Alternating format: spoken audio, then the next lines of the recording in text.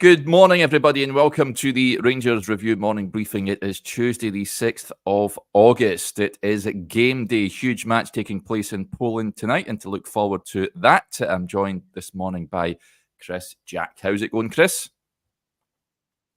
A somewhat low-key return to European action, I fear for Rangers. I was looking at some of the comments just while I was waiting on you turning up this morning, going through some of the early comments on the show. Safe to say there's not a lot of optimism on the channel, not a lot of optimism on Rangers social media this morning, but I'm sure, as we'll come on to talk about, it's a great opportunity for Rangers if they can somehow come back to Glasgow with a result. It gives us a shot at Hampden next week. So an interesting evening ahead, if one a lot of people will perhaps be watching from behind their respective sofas. Yep, it's going to be a tough test, but I think that they're all pretty challenging games at this stage of the competition. Rangers taking on the team that demolished Partizan Belgrade 9-2 on aggregate in the previous round. The match tonight will be interesting. It's a weird scenario where both sides will be playing away from their respective homes for the two matches. Joshua is out in Poland for us, and we'll have all the game coverage for you coming your way a little later on, folks. Of course, it was press conference day yesterday. You were on, Chris, with Joshua to discuss the main talking points from what the manager had to say. I think the big takeaways for those that never tuned in: Oscar Cortez injury, 4 to 5 weeks. And it will be interesting to see who replaces him tonight. Robin Propper is fit, but he's apparently had a busy few days settling into life in Glasgow off the pitch. Will we see him tonight? Who knows? Anything else that struck out at you, what the manager said yesterday? I think pressure-wise, it was really just the importance of Champions League football. Myself and Josh spoke last night. Even if Rangers don't reach this new league format this season in terms of the Champions League, just making it through this tie is worth around about £5 million to them potentially. That when there is as much work needing done over the course of the remaining weeks of the transfer window, that £5 million could go a long way, could make a difference between Rangers getting one, potentially two players in. Those one or two players could make a big difference come the end of the campaign. So I think it's a tie that a lot of people aren't overly enthusiastic about Rangers' chances. It's actually interesting. You saw the reaction to the draw for the playoff round yesterday afternoon, and almost any other season in recent years, I think Rangers would have been heading into the third round and then looking ahead to that playoff round, thinking we've got a realistic chance. The draw has been kind to us, if you like. We've got a realistic chance of getting through to the Champions League. I think it just feeds into the general mood of the summer, the mood after Tynecastle at the weekend. The fans aren't overly optimistic about what will unfold over the next 90 minutes tonight, and then also the game at Hampden next week. Yeah. So you can read what the manager had to say over on the website, folks. The link is in the description below as well. Interestingly, Joshua also asked him on Yanis Hagi's future. What I'll do is I'll bring up the clip as to what he had to say about that. We've not heard much about him this pre-season. Is he someone who's still in your plans this season? No, we had clearly talks with him before the pre-season already, and with his agents about that. And we need to look, like I said, in a lot of things with the club, about wages, about how many players you can in a position with the budget we have, and to get a budget to make transfers. So it was really clear towards him, that the idea is to sell him. That's what he wanted also.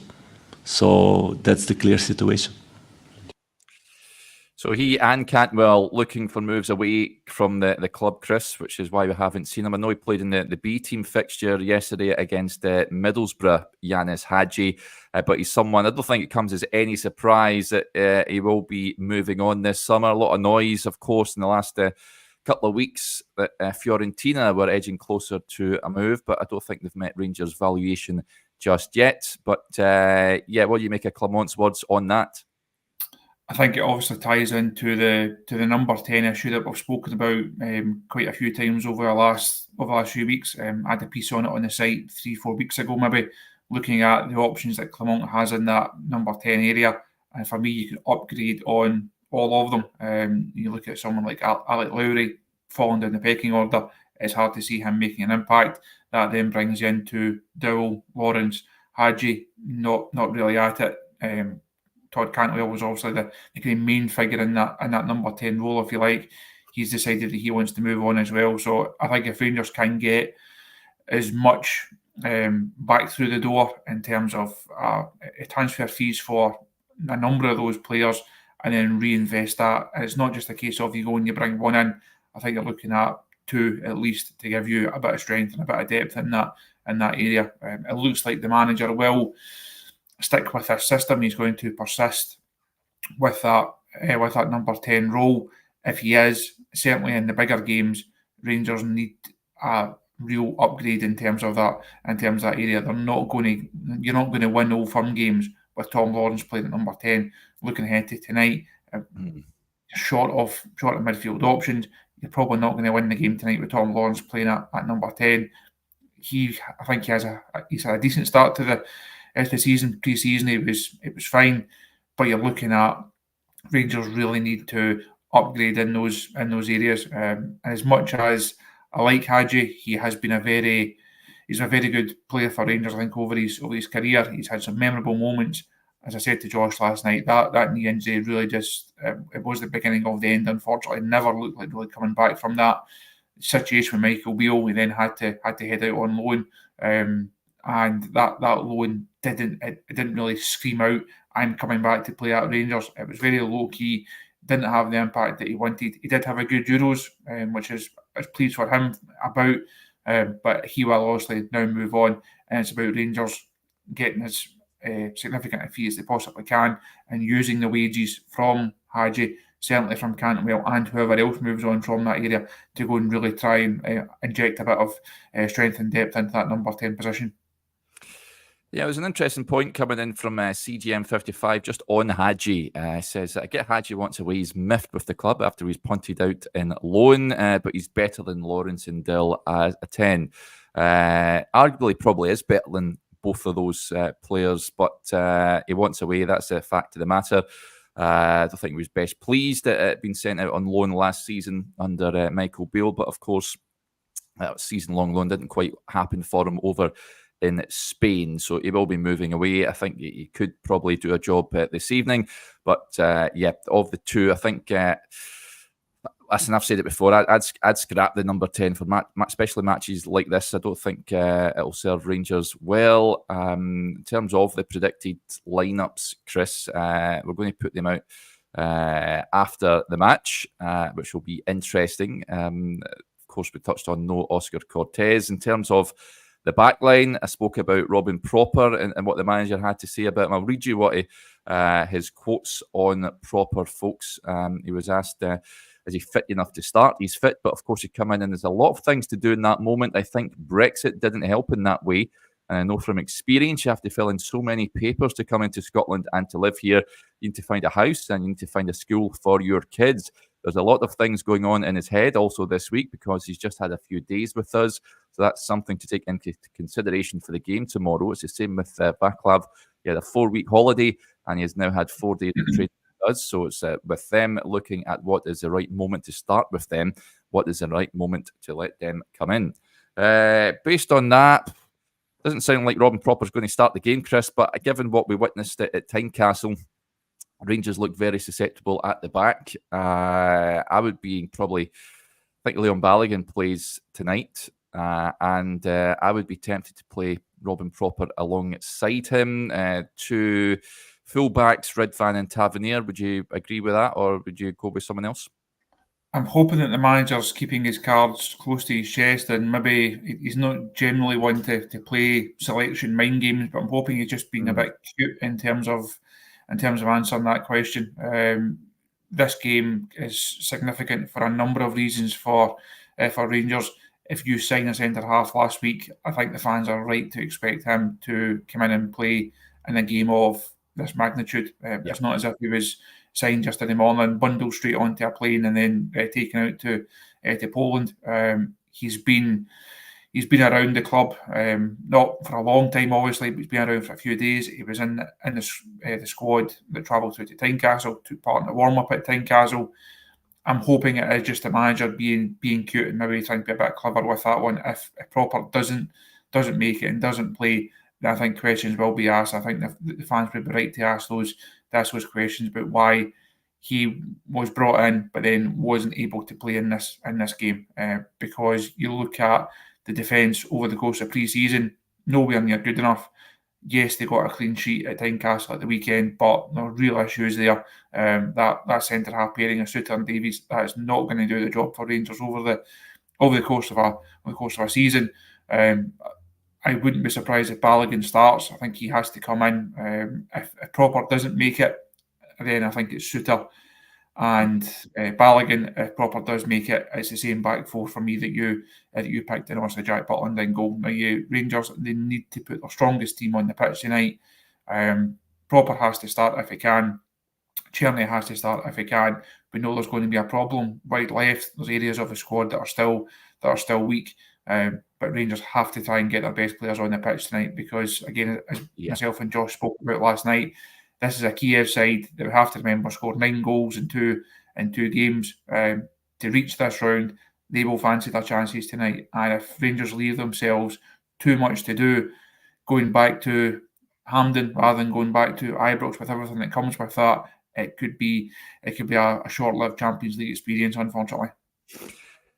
Yep, absolutely. Incidentally, if you want to learn a wee bit more about tonight's opponents, I did speak to a Ukrainian football expert, folks, Adam Pate, who covers Ukrainian football in great detail. It gave us an idea of what Rangers will be facing this evening and a bit about Dynamo Kyiv as well over the last few years. They're looking to make an impact on Europe once again after a few years not really doing much on the European scene. So, an intriguing contest awaits. I think Rangers certainly with a job on their hands tonight and next week, of course, when we get them back to Hampden or a second leg on August the 30th. Incidentally, if Rangers do manage to progress, Chris, we now know who the upcoming opponents will be with the Champions League group stage. The prize on offer, and it will be the winners of either Red Bull Salzburg or FC20. I can see it now. FC20 with Sam Lammers lining up against Rangers. Of course, Rangers just ready 20 for their skipper. I think it's got all the makings of a 20 Rangers playoff tie. Maybe I'm thinking too far ahead at this moment in time. But just on the face of it, that draw, listen, I think any team, as I touched on at the top of the show, is going to be difficult. But I think you look at it on paper, if Rangers can get their house in order, they should have a good chance of having a crack at it if they get past tonight and next week. It looks like one of those ties that's written in the stars now. Sam Lammers coming back to Glasgow, Robin Proper heading back to the club that he just left as captain. There's a lot to like and a lot to write about and speak about in terms of that tie. But Rangers have to take care of business against Kyiv first and have to get through this one. As I said earlier on, I think if you look at so many years, certainly during the Gerrard time and at times in previous or in seasons after that, Rangers would have fancied their chances of getting through these two ties. But I think that optimism has been really reined in and really tempered this season just because of the state of the squad, the mood of the fans, the knowledge that there's just so much work still to be done to make this squad fit for purpose. I think if everyone is honest, this is not a Champions League squad. There's very, very few Champions League level players in there. Never mind a Champions League level squad as a whole. But as the manager touched on last night, the financial ramifications of it are huge for Rangers, especially when you know across the city those checks are already on their way to Parkhead, and that's the situation that Rangers have put themselves in because season after season they've not done the job domestically, and they are then counting the cost of that in terms of the European aspirations. You can only do that for so long before the gap becomes even tougher to bridge than it already is.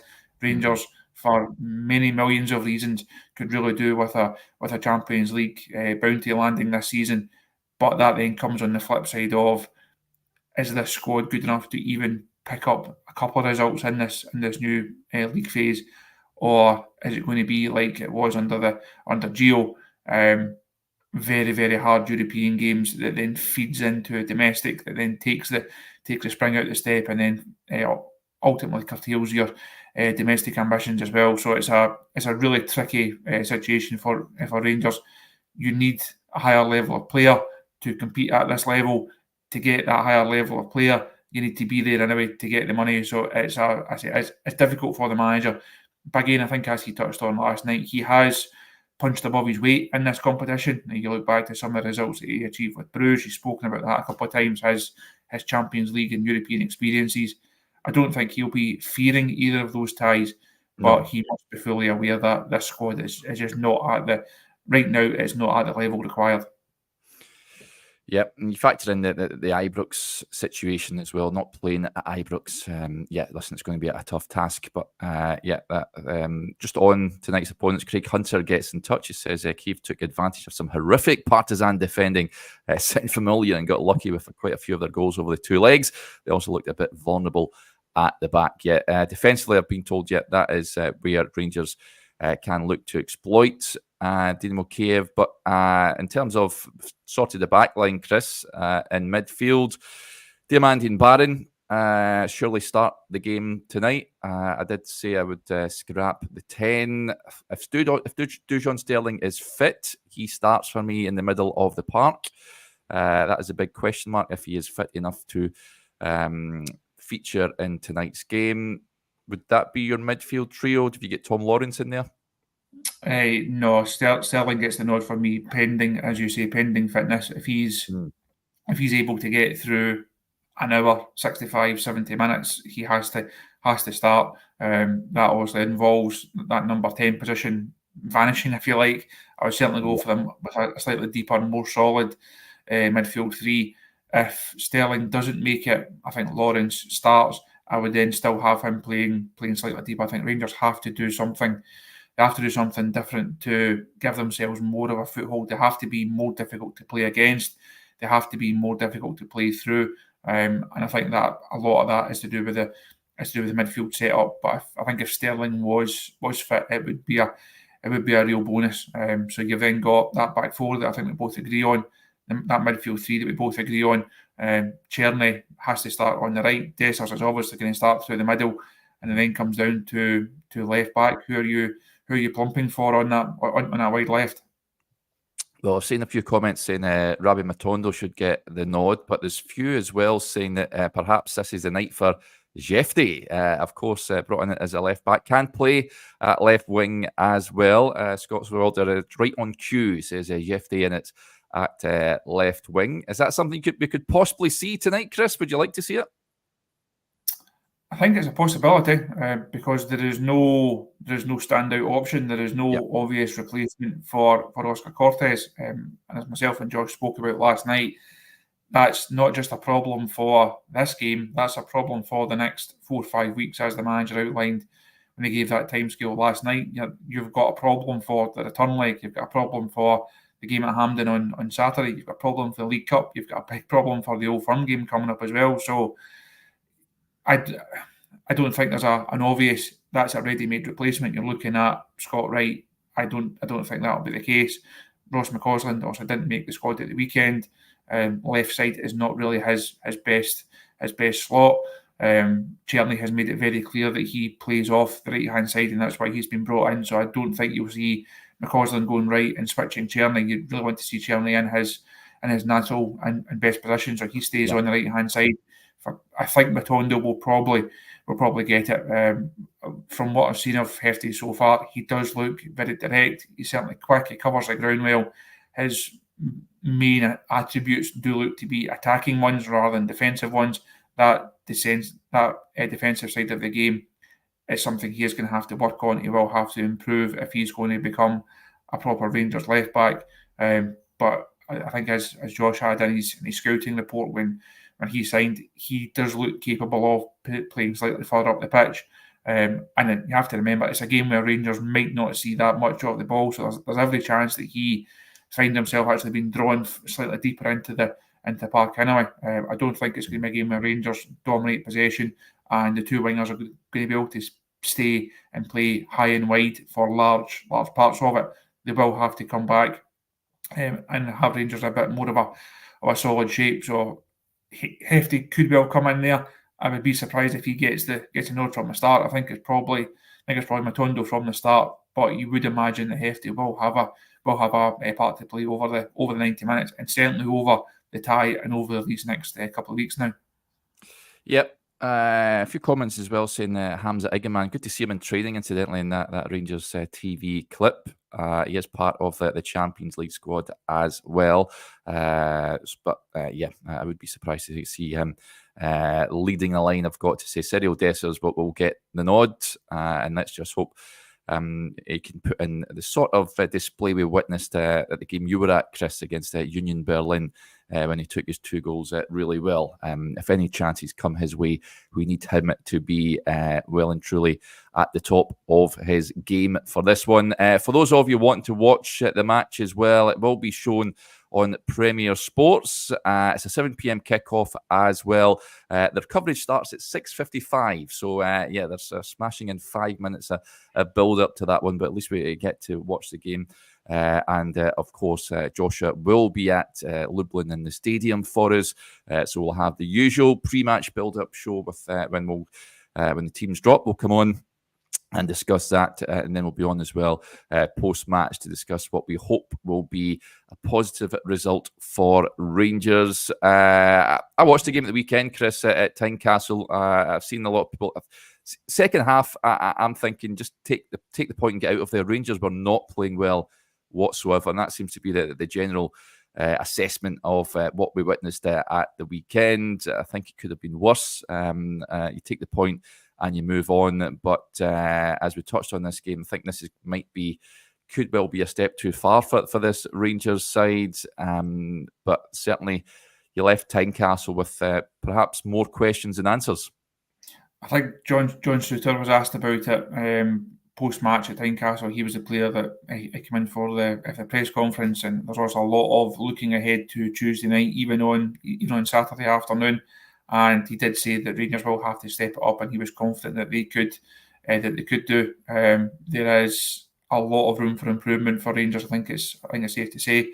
The manager mentioned pre-match that the squad right now is in a weaker position than it was this time previously.